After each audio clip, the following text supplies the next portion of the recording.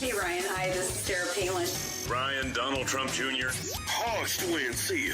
Hey, everybody, I want y'all to check out a fellow Marines podcast. My name is Ted Nugent, and I got a call from my buddy Ryan F. Samuels, and he wants me to tell you that he's a working hard, playing all-American son of a who is celebrating God, family, country. Welcome to the Ryan Samuels Show, one of the top political podcasts in the United States, where we have a healthy distrust for government and mainstream media. The Ryan Samuels Show is a raw, unfiltered look at American politics. Follow on Facebook, Twitter, YouTube, Rumble, and all podcast platforms. Here is your host, Ryan Samuels. All right, so it appears that Donald Trump has done what everybody thought was impossible, and that is end the war in Gaza. Thank you guys for sticking on. We had a little technical difficulties. We're going to try this again and hope that my entire computer system does not freeze up again, but I don't think it will. So this news just came out. I don't like doing news when it just comes out, but this is such a big story, such a big event that I think it is necessary that we cover it. And if we don't have all the information, we'll cover it again. I mean, this we're going to see if this holds up. These are two groups of people who have sincerely and literally hated each other for thousands of years. You know, the Palestinians and the Israelites are not the biggest fans of each other. I mean, we all know that. If they were, we wouldn't be sitting here having this the Palestinians and the Israels would not be having this show. They wouldn't be at war. But it appears that there is a resolution that they both agreed to. I'm shocked. I really am shocked. I'm glad that they are. I'm glad that they came to terms, whatever the terms are. We're going to figure out what they are, but it appears as if the hostages are going to be released very soon. Donald Trump had put it out on Truth Social that they came to an agreement. But before we get into all of that, let's look back. So October 7th, the Hamas and the Palestinians, they did the absolute unthinkable, and they massacred over 1,000 innocent Israelis, gunned them down, murdered them, killed babies, families. It was horrific. It was a massive terrorist attack that needed to be handled by the Israelis, and they did, and I think they did a fabulous job. Now, of course, anytime there's any issue with the Israelis, the media tries to push this genocide agenda, that Israel is trying to ethnically cleanse Palestine or the Gaza Strip, and that's just utterly not true. We've covered it endless times on this show. It's not true. Is war ugly? Yes, it's very ugly. What the Hamas terrorists did on October 7th was horrific, and they should all be punished for that. And I mean by death. So Israel responded, just like we responded after 9/11. We completely destroyed the Middle East. Essentially, we destroyed Iraq. We set ourselves up for Iran, and we basically annihilated Afghanistan, even though it ended very wrongly. And was a disaster. Both wars were not handled very well, but the Israelis responded. And here is the response. Okay, I'm not sure if this video is AI generated or not, but this is a picture of the Gaza Strip before Israel completely and utterly annihilated it after October 7th. So it's developed, not really. I mean, it's kind of a dump. It's always been a dump, and it's because of the people that are there. But if you look, this is Israel. And I know the coolest thing in the world right now is to talk about Israel conspiracy theories. I know Candace Owens is doing her thing like she always does with her conspiracy theories. And I'm fully aware that if you misrepresent facts and try to turn it into a conspiracy theory, your entire post blows up, your podcast blows up, and it brings in millions and millions of views, and people talk about it, and it gets your name out there. I'm aware of that. I don't do that. I'm not going to do that. It has to be something real. Like the Twitter files was real. That's not an entertaining conspiracy theory. That actually happened. But this stuff going around about Israel and how they control the world, this is the type of things that led up to the Holocaust. So here is the Gaza Strip after the attack on October 7th with Israel's war on the Gaza Strip. And it's like completely and utterly annihilated. And my response to this is good. Like, good. I don't care. I don't have any empathy for the Hamas terrorists and the terrorist supporters. Are there good, wholesome, innocent people in the Gaza Strip? I'm sure that there are. But that's irrelevant to the fact that Israel has a right to defend itself. And I'm glad they did this and sent a message to the world that this is not, that we're not going to play games, and Israel's not going to play games. And they've shown that. And the United States stepped in and supported Israel by bombing Iran's nuclear weapon facility. Another great decision. I'm okay with that. I wouldn't be okay with boots on the ground in Iran, not under this circumstance, but I'm perfectly okay with B-2 bombers completely destroying their nuclear weapon program. If Iran had a nuclear weapon, the world would know because they would immediately use it. Anybody who's telling you otherwise is insane and doesn't know what they're talking about and is some fringe idiot. But here is Donald Trump is in a meeting. Marco Rubio came up, and it's almost reminiscent of George Bush on 9/11 when he got told that the first tower was under attack, then the second tower was under attack. Then he was ridiculed because he sat there for 7 minutes. Okay. But here is Marco Rubio telling Donald Trump that we're getting close to closing this deal with the Hamas terrorists and Israel. Okay. I'm just giving. Yeah, I was just given a note by the Secretary of State saying that we're very close to a deal in the Middle East, and they're going to need me pretty quickly. So I will take a couple of more questions. Then Trump put out a tweet that both sides have agreed to the ceasefire and releasing of hostages. So this is phenomenal news. This is like Nobel Peace Prize stuff. Now, this isn't done yet, okay? This just came out. Today is October 8th at 9:08 p.m., okay?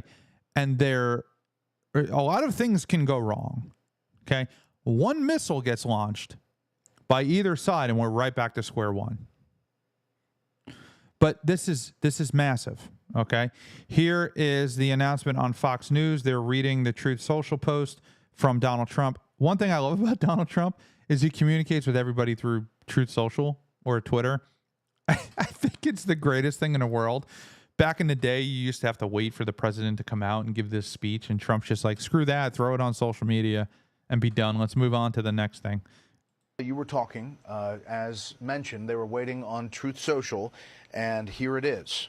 President Donald Trump, I am very proud to announce that Israel and Hamas have both signed off on the first phase of our peace plan. This means that all of the hostages will be released very soon, and Israel will withdraw their troops to an agreed-upon line as the first steps toward a strong, durable, and everlasting peace. All parties will be treated fairly. This is a great day for the Arab and Muslim world, Israel and all surrounding nations, and the United States of America. And we thank the mediators from Qatar, Egypt, and Turkey who worked with us to make this historic and unprecedented event happen. Blessed are the peacemakers. Again, Donald J. Trump, President of the United States, out on Truth Social as we were talking there. You were talking. That's incredible. Absolutely incredible. But of course, the left will come out and find a way to criticize this. Here's footage that I got. This is from the Gaza Strip. Okay. Obviously, these people are suffering. They're suffering in the Gaza Strip. I'm not here to sugarcoat it. I'm okay with it because Israel had to respond this way. Israel goes through extensive and incredible lengths to protect innocent lives. That's not a talking point. That's not BS. They literally pre-bomb buildings. What do you mean they pre-bomb buildings, Ryan? Here's what I mean. If Hamas terrorists are in a building at 124 Muhammad Lane, number one, they send out text messages. We're about to bomb 124 Muhammad Lane. Then they drop a bomb that's not a bomb. It's just a really loud noise over it to tell the civilians to get out of there, and then they bomb it.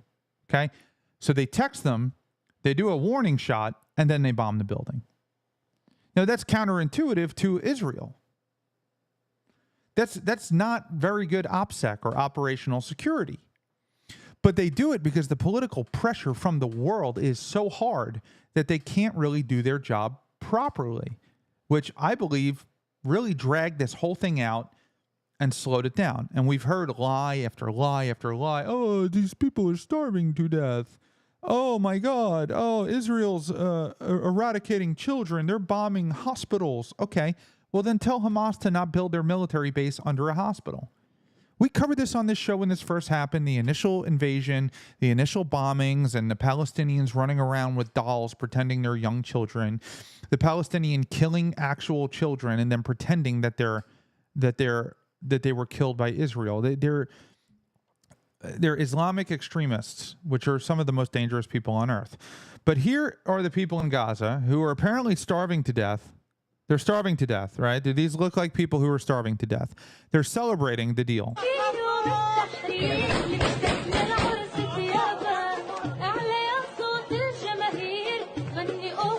It's happening right now all over the Gaza Strip, right now live.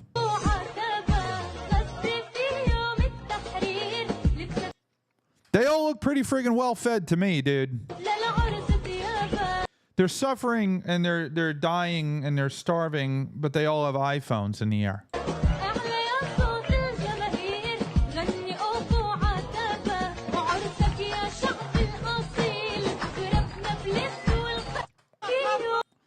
Middle Eastern music's got kind of a beat that makes me go a little bit. They're celebrating. This is good news. This is good news for the world. The world should be celebrating. The left side of the aisle should be celebrating. The right side of the aisle should also be celebrating. We should all be celebrating together.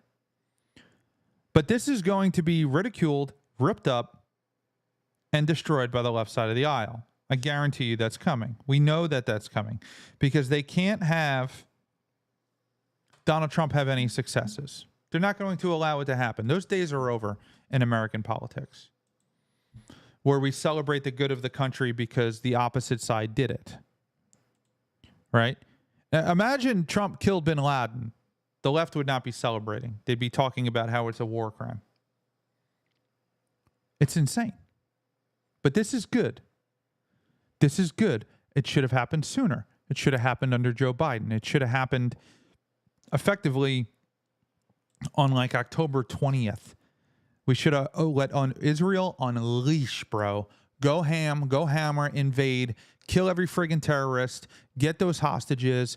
We'll provide support because there were American hostages. There's still American hostages there. So my question is, if there is one American hostage, the United States is now involved in the war. That's how I look at it, because if I was visiting Israel as an American citizen and I got taken hostage by Hamas terrorists, I would want the friggin' Marine Corps to come get me, bro. I would want the Army, I would want the United States military to come get me. And that's how it should have been handled. It should have been either Joe Biden said, listen, well, you got a beef with Israel? Listen, you want to make that our problem? Good luck. You're going to release the hostages by Friday, and they're all going to have all of their fingers and toes, or we're going to come in with Israel and destroy you and everything that you love. That's how that situation should have been handled. But instead, and Trump didn't do it either, Trump made a couple of Truth Social posts saying, hey, release the hostages or hell's going to happen, and hell never happened. But that's not actually a good, effective use of our military to go rescue American hostages who are held captive by frickin' Islamic terrorists. And we're not going to play games. Give them to us or die. Here is a ABC News Live. Again, I haven't watched this yet. This is all still coming out. For Israel, make no mistake, this is a huge night, potentially the end of the nightmare. For the people of Gaza, this is going to be an enormous relief. For the people of Israel, potentially the end of a 2-year-long nightmare. And for these families still waiting for the remaining hostages who are still alive to come home, this has been an agonizing wait. And of course, the families who will get the remains of loved ones who died while in captivity. For Israel, make no mistake. I want to know how many of the hostages are still there and still alive. Here's another video of children in Gaza celebrating the war ending in Israel.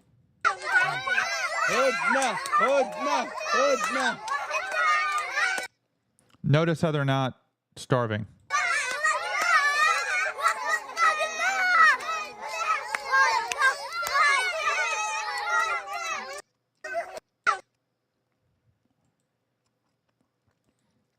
Notice how they're not starving. We're going to continue to follow that up. We are going to see how that plays out. I'm interested because this is so historic, and I'm not trying to overplay it. I'm trying to recognize it, that this is to get this deal done takes a lot. It takes a lot, and I'm just so happy that it's done. I'm so happy that the situation is resolved, and hopefully just people to stop dying, man. War is a horrible and ugly thing, and it should not be taken lightly when it happens. Here's the Truth Social post from Donald J. Trump. I'm very proud to announce that Israel and Hamas have both signed off on the first phase of our peace plan. This means that all of the hostages will be released very soon, and Israel will withdraw their troops to an agreed-upon line as the first steps toward a strong, durable, and everlasting peace. All parties will be treated fairly. This is a great day for the Arab and Muslim world, Israel, and all surrounding nations, and the United States of America, and we thank the mediators from Qatar, Egypt, Turkey, who worked with us to make this historic and unprecedented event happen. Blessed are the peak makers. Donald J. Trump, President of the United States. I'm surprised it didn't say thank you for your attention to this matter. I'm just going through here and seeing what stuff just coming out, but great news. We're going to continue to cover that, and we're going to make sure that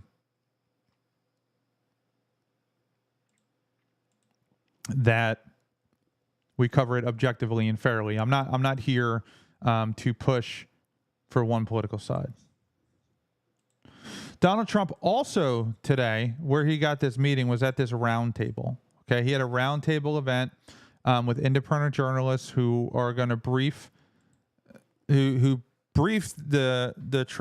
Trump on Antifa. Now, Antifa has been labeled as a domestic terrorism organization, not a foreign terrorist organization. And there were some surprising things said in this meeting that we're going to cover. But here is the independent journalists. This is them setting up. All right. You're getting a preview now of all the players here who are showing up. These are some of the biggest names in independent journalism. Of course, sitting next to the administration.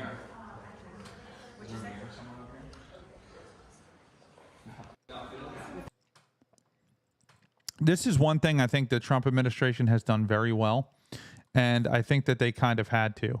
And by that, I mean the legacy media has completely lost the trust of the United States, and they have really celebrated independent journalism.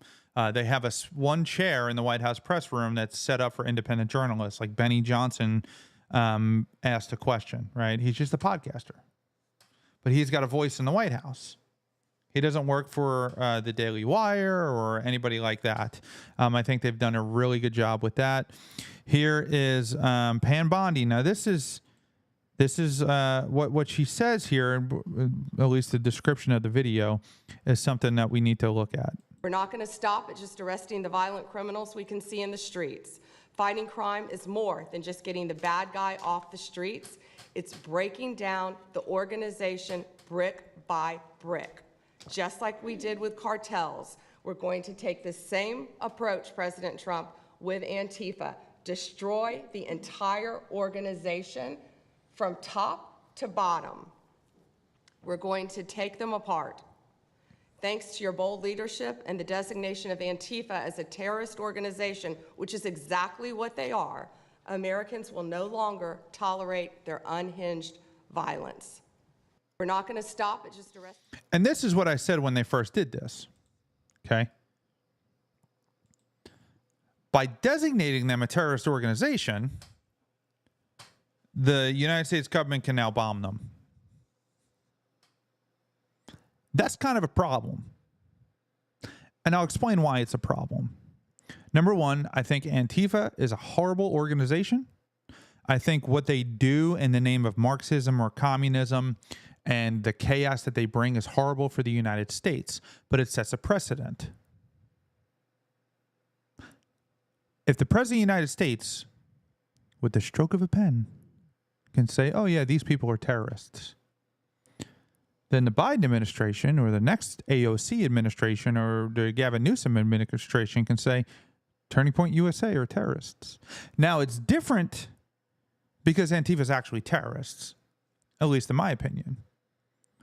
But the far left happens to believe that you shouldn't exist if you believe that boys are boys and girls are girls, that your words are literally violence, and then now your words are a terrorist act, and your words are dangerous to society, so now you're a terrorist, so now we're going to bomb you. It is kind of a slippery slope. What Donald Trump and Mr. Trump, if you're listening, I know Donald Trump Jr., he's promoted the show, great guy. What you need to be careful of is you need to use the executive power to the furthest extent available to stop the excessive overreach and power that has accrued over the last 250 years since the Declaration of Independence. Then when you're done bringing it all down, you need to remove that power from the presidency. That's the trick. Because if you don't remove that power from the presidency, then the next guy is just going to come in and use the power that you set the precedent for that is now going to be used against us. So we need to figure out a way to right the wrongs that have been done, to stop the people who abuse the system, to go after conservatives and destroy our cities and burn them down. The Black Lives Matter riots that these city officials did zero things about, but then stop it and make sure that power is gone. So it's conflicting for me, and it should be conflicting for you. Now, as American citizens, are they entitled to due process? Yes, they are. You can't just label somebody a terrorist and then take their due process away. I'm not saying that they've done that, but Pam Bondi just said we're going to do to Antifa what we did to the cartels. What did they do to the cartels? They bombed them. They're bombing these boats. I agree with that because they're bringing fentanyl and drugs into this country that's harming our citizens. Yes, bomb them. I don't really care. But now you got some 21-year-old college kid who maybe grew up with parents who were a little liberal and then kind of got radicalized, and now you're bombing them without due process. I don't think they're going to bomb 20-year-old college kids. I really don't. But by labeling them terrorists, now you really can. And let's not forget, the IRA, or the Irish Republican Army, who fought against the British, who were trying to basically take over Ireland, were labeled a terrorist organization. Why? So that Britain can kill them.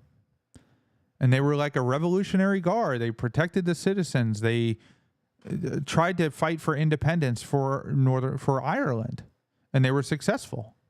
A lot of them are now politicians in Ireland.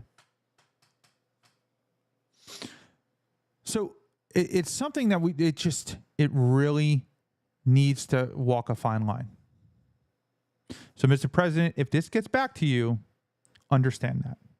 And I will more than love to come to a roundtable so we can have this discussion. But I think it's a good thing overall. I think Antifa is a major problem. Hey, Kat, how are you? Welcome on. I think Antifa is a major problem. I think it's a situation that needs to be resolved. I think cities and counties and municipalities have a moral and legal obligation to protect their cities from riots.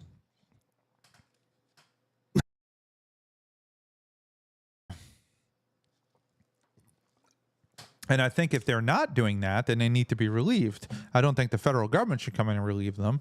I think the citizens should vote them out. But big news. Big news, like for sure, big news. This is one of the journalists that brought a flag. Let's just watch this. Years now. So thank you guys so much for taking this seriously. And President Trump, you mentioned that flag. So remember, you put out a truth right after That's right. I saw that. Took this flag from that man that was burning it in the street. I saw it. Do you know who he is? Oh yeah, I know exactly who it is. So why don't you give it to Pam? Give it to the Attorney General, and let's start prosecutions. Yeah. I actually have a... So there was a guy burning a flag. That's Nick Sortos. He's a great guy. You should follow him. He's got a lot of followers. He's got good stuff. He's out in the streets actually going against Antifa. Somebody was burning an American flag. He went out and stopped them from burning the American flag. Okay? There's a problem here. I get it. Listen, I'm a Trump supporter. I'm a Republican. I know half of you watching, or at least 62% of you watching, is the poll that I have, support the law against burning the American flag. It's free speech. I disagree with you. That's okay. We're going to disagree.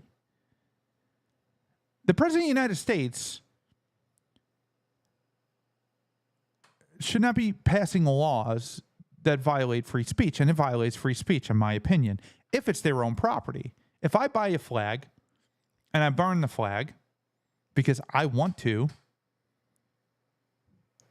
I can't burn my own property. What's the difference in my property than a piece of firewood? I get the symbolic of the flag. Listen, I'm a veteran. I've lost many friends, dear friends, to war. I get it. I've seen their flag draped coffins. I understand it's hard and it's tragic for a lot of people to see. But it's protected free speech, and it needs to be. But if you own the flag, if you want to prosecute somebody for maybe starting a fire when they shouldn't, that's a kind of a different story. Or stealing somebody's property and then burning the flag. And now Nick Sortos basically went and took somebody's property and stopped them from burning the flag, which is technically theft. And now they're going after the person burning the flag. This is something I just disagree with, and that's okay. That's okay. But now Pam Bondi is going to use this executive order to go after this person and prosecute them.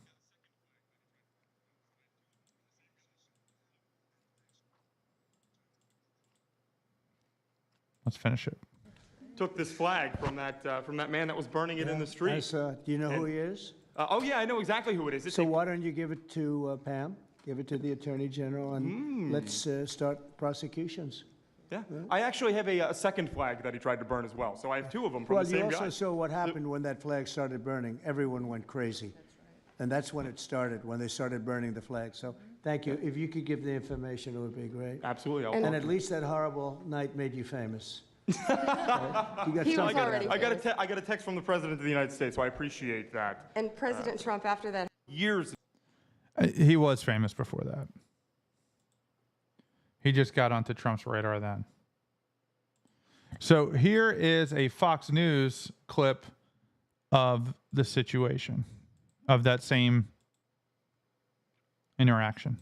1 year penalty for inciting riots. We took the freedom of speech away because that's been through the courts, and the court said you have freedom of speech. But what has happened is when they burn a flag, it agitates and irritates crowds. I've never seen anything like it on both.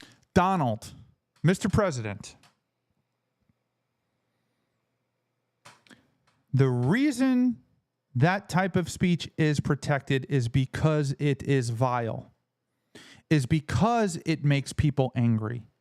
It's because people hate when people do it. That's the speech that needs to be protected.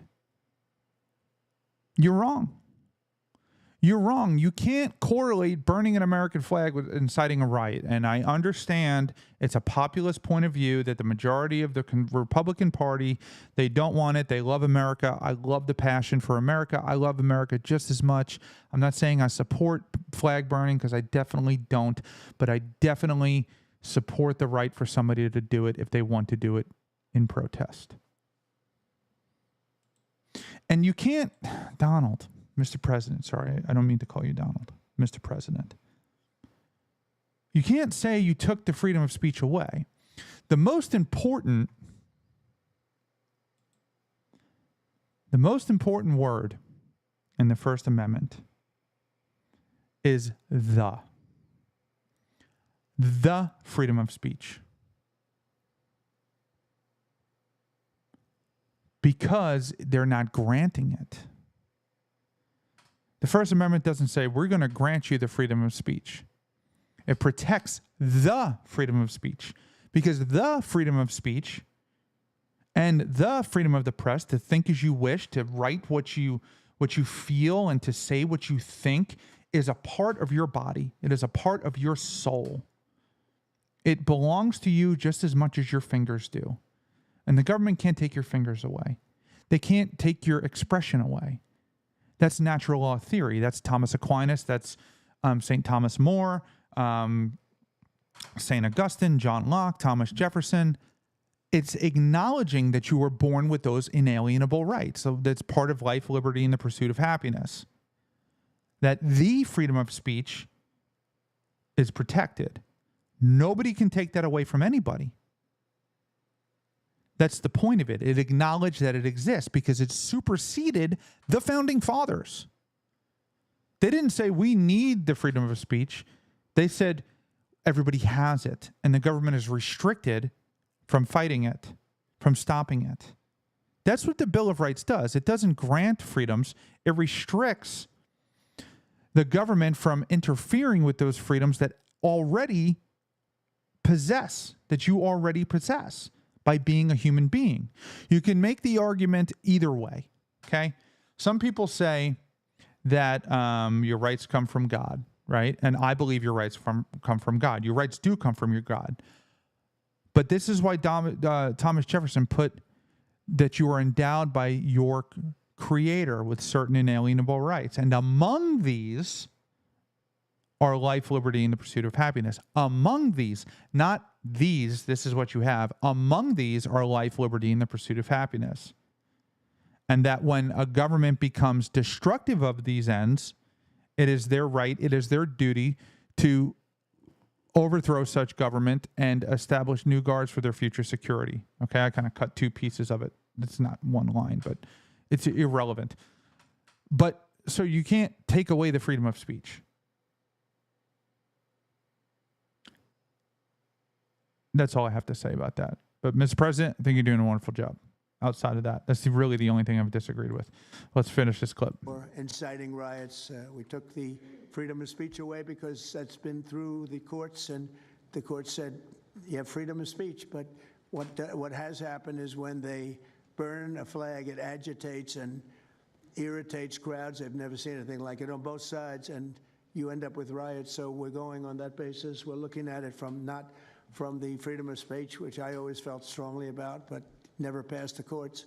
This 1-year penalty for inciting riot. So they're calling it incitement of a riot.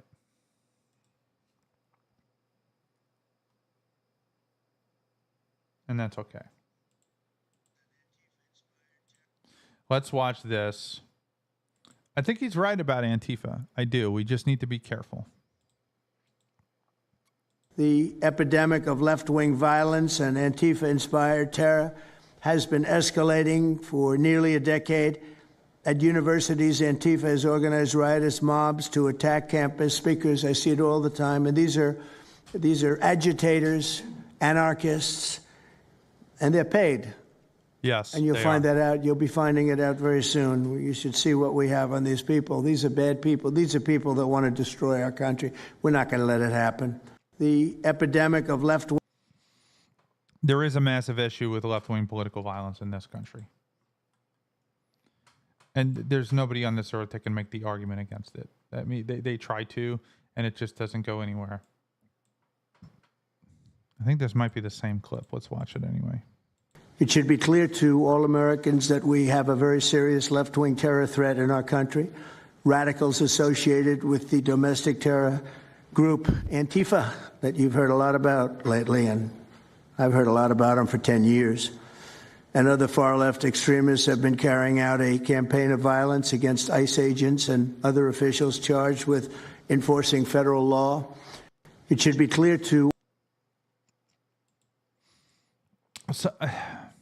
Something needs to be done about it is the problem. Something needs to be done. I mean, Antifa, BLM, they've destroyed cities across the country, and nobody's ever done anything about it. They've actually allowed them to do it. The only person they really went after was like Kyle Rittenhouse or Daniel Perry or Daniel Penny. Here is Andy No or Njo. Andy No. He's an independent journalist. He is at the meeting as well. The amazing thing is you look at Portland and you see fires all over the place. You see fights and, I mean, just violence. It's just so crazy. And then you talk to the governor and she acts like everything is totally normal. There's nothing wrong. It's almost like, are you waking up from a dream or something? You see it on your network. You see it all over the place. And it's so bad. It's so crazy. It's like the movies you see for the kids, I guess not only the kids, adults also, where you have these bombed out cities and these bombed out people. It's like worse than that. I don't think they could make a movie as bad. And then the amazing thing is Portland is super liberal. Here's him talking about Portland again and D.C. Let's listen to this. One thing I have to say is that Washington, D.C. was almost as bad. I don't know what could be worse than Portland. You don't even have stores anymore. They don't even put glass up. They put plywood on their windows. But most of the retailers have left. But Washington, D.C. was so bad. One thing I have to say is that...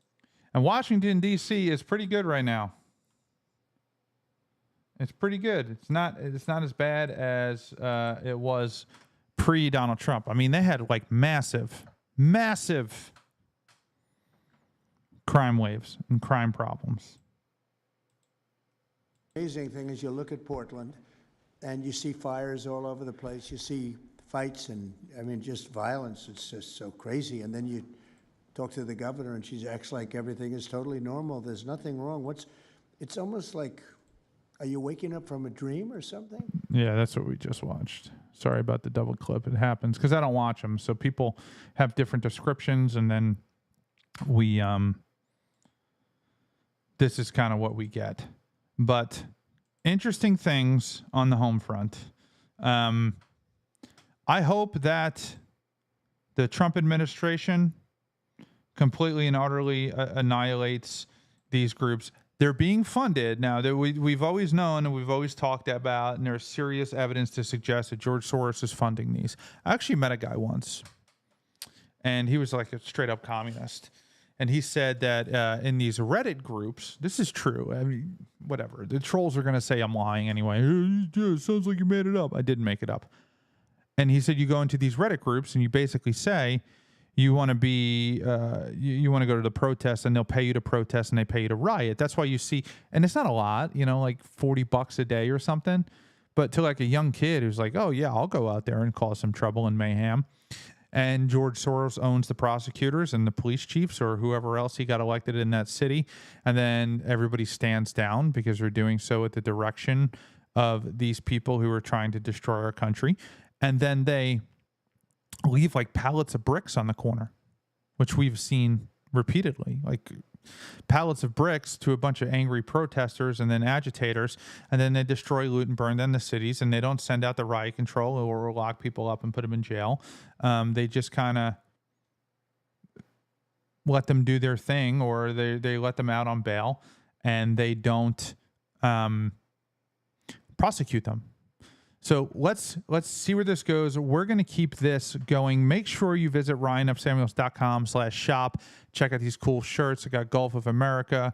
I got this Reagan Bush 84 shirt that I'm wearing right now, 1776 on one sleeve, and then the join or die, which I have on the wall behind me, and a tattoo on my forearm, which is America's first political cartoon. Designed by Benjamin Franklin to rally everybody against the British for independence. So, but make sure you go there, check it out. Check out our blog too, ryanfsamuels.com/news. Thank you so much for tuning in. We're going to cut it a little bit short today. Like I said, there's not a whole bunch of information out on the Gaza situation. Maybe we'll cover it tomorrow as things come out. Maybe other things will come up that will pique our interest, bigger news stories. They caught and arrested the guy who lit the Palisades fire, the Palisades on fire, which is big. So we'll talk about that maybe tomorrow night if there's not bigger news. But thank you so much for tuning in. Don't forget to hit that like, share, and subscribe button, and we will see you tomorrow night. Thanks for tuning in to the Ryan Samuels Show. Don't forget to like, share, and subscribe.